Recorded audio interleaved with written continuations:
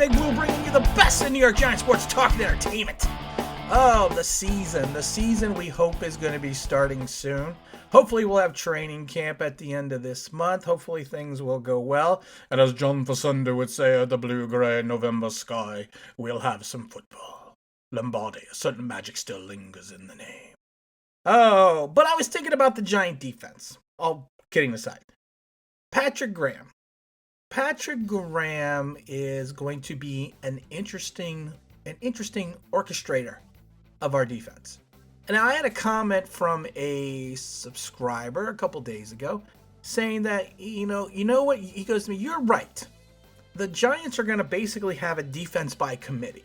And I thought to myself, and I said, oh my God, you're right. You know what? I did say that in a video. And I think that's exactly what the Giant defense is going to be, because we have a myriad of talent, but it's a mixture of talent. Certain players have certain aspects to their game which are strong, and they also have certain weaknesses. And I was thinking about Graham in Miami, and you think about how much of that was Graham's defense and how much of that was Brian Flores, and we've had that conversation before. And it was interesting because a couple months back, Joe Judge came out and basically his quote was, if we don't have a premier pass rusher, we are going to have to find a way to generate a pass rush using multiple formations and multiple players at multiple times, which to me would basically be pass rush or defense by committee. Now, if we break it down even further, like if we take a look at the linebacker situation, Blake Martinez, you hope is going to be hopefully he's going to be on the field as a 3-down linebacker. Now, in 2018, when Graham was the linebackers coach and their run game coordinator, Blake had one of his best seasons. Not only Blake had one of his best seasons as in against the run, but also in pass coverage. He was ranked like 8th in the league in starting linebackers in reference to covering the pass. And that was because that Graham's defense allowed Blake to be in the proper position. In other words, Patrick placed Graham in a position where he was able to make the tackles, not only against the run, but against the pass. Now, it's interesting, but because then in 2019, the wheels kind of fell off the bus for Blake Martinez in reference to coverage. He dropped down to like 32nd in the league in reference to coverage. Now, if you look the year before in 17, before Graham came over, Blake Martinez was one of the worst ranked linebackers in regards to pass coverage. So he went from like 40-something to 8th because of Patrick Graham. Why? Because in Patrick Graham's system, Blake was put in the right areas, and he was placed in the right position to make the tackle, to make the play, to make the coverage. And you think about that, if you have Blake as a 3-down linebacker, we need to look elsewhere then, from the run to generate a pass rush, and that's where Kyler Frackwell is going to come in. Oh, Kyler had his best season, not a coincidence, in 18. And of course, that's when Graham was there. And in 18, he had 10.5 sacks. Now, it's interesting because if you take a look at the number of defensive plays or defensive snap counts, he was in 49% of the plays. The year before when he only had 3 sacks, he was still in 43% of the plays. But again, he was not put in the proper position to make the tackles and to make the plays until Graham came along. And at that point in time, his snap count jumped up to 59%. And then a lot of people say, well, he barely got on the field last year, and that's why he only had 1 sack. No, he was still on the field for 40%, 514 plays for the Green Bay Packers, and only had 1 sack. But why did he not have the right opportunity? Because of the fact that he was not put in the right position to make the plays. And I think that's what's going to happen. I think that Graham is probably going to rotate his linebackers. He's going to make sure that Blake is going to be, if he's playing well, he's going to stay in the coverage downs. He's going to bring people in. He's going to have like Mayo come in against the run, be like a first and second down linebacker alongside with Blake.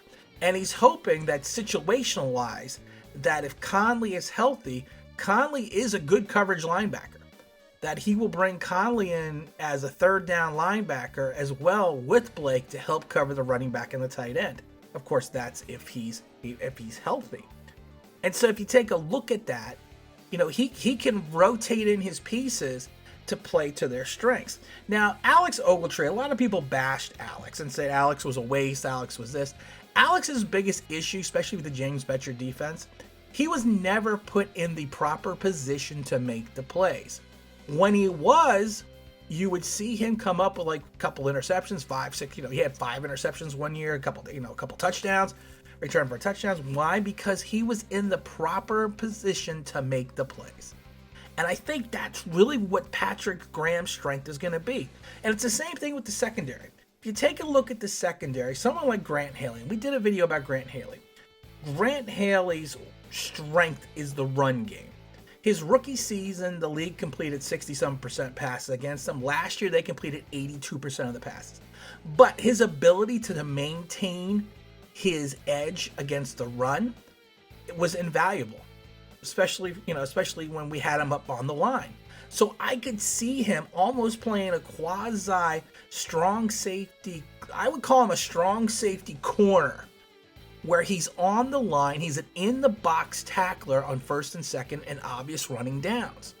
And then you shift him out with either Ballantyne or even Holmes, because of the fact that I think that Julian Love is going to fall either back into the slot corner position, or he's going to move back over into he's going to just move back into a corner position. So that would allow Grant Haley to play to his strengths. And the same thing with Julian Love. Love was a slot corner at Notre Dame, on Notre Dame. So I think they are going to allow him to go back to his natural position and play to his strengths. He is more of a pass coverage guy. So if you have then Grant Haley playing against the run and you bring in Julian Love on obvious passing downs, again, you are playing to the strength of their players, and then you're really working on a defense by committee. Same thing with Holmes. Holmes, we hope, is going to be a coverage guy. We really hope that, because, and like I said, we can bring him in on third down. And you hope either someone like, Ballantyne or Beal can step up and take the other corner position, to go alongside James Bradbury. But like I said, they also have assets against the run, and they also have certain assets against the pass. So again, you can rotate these guys in situationally and really allow them to play to their strengths. And again, then if you go over to the defensive line right now is a hodgepodge. We have so many different players with so many different attributes. But if you take a look at it, back in the day in 2007, we used to run the NASCAR. And the NASCAR, of course, was when we had like Matthias Kiwanuka, Jason Pierre-Paul, Justin Tuck, Michael Strahan. We were Osi Umenyiora. We were rotating these guys in. And then we played at one point four defensive linemen at once with no defensive tackles, and that was our NASCAR formation. But why? Because Spags was playing to the strength of his players, and he was playing it situationally. I think we could do the same thing on the defensive line we have now. We can just rotate in waves of defensive linemen. We can bring in Leonard Williams, B.J. Hill, Dalvin Tomlinson, Dexter Lawrence, Austin Johnson, R.J. McIntosh. We can just keep rotating in players to their strengths. We can just keep bringing in guys like the Eagles did when they won their Super Bowl. The Eagles used to just rotate in defensive linemen left and right. And that was playing to their team's strength. And I really think that that's exactly what Patrick Graham is going to do. Because honestly, I think what he did in Miami, I think Brian Flores had a lot to do with that. And I really think that Joe Judge is going to give Patrick the leeway to run his own defense. Because like I said, he's saying he's going to be the CEO. So let's see if he is going to be the CEO and let people work to their strengths. But like I said, if we play guys situationally, And like I said, we have talent on the defense. Do we have a ton of talent? No. But we have talents for different situations.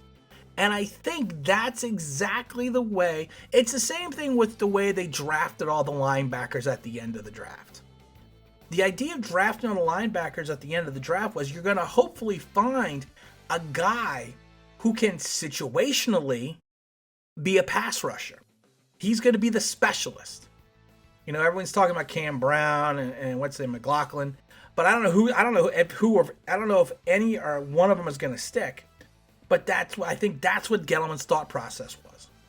The same thing with drafting Holmes. You know, we didn't know the DeAndre Bacon situation was going to happen, but we knew that if we drafted Holmes, we could use his pass coverage, man coverage skills as an asset on third downs and obvious passing downs. So it's interesting now that I thought about how they drafted and how Patrick Graham could really focus on having a defense by committee.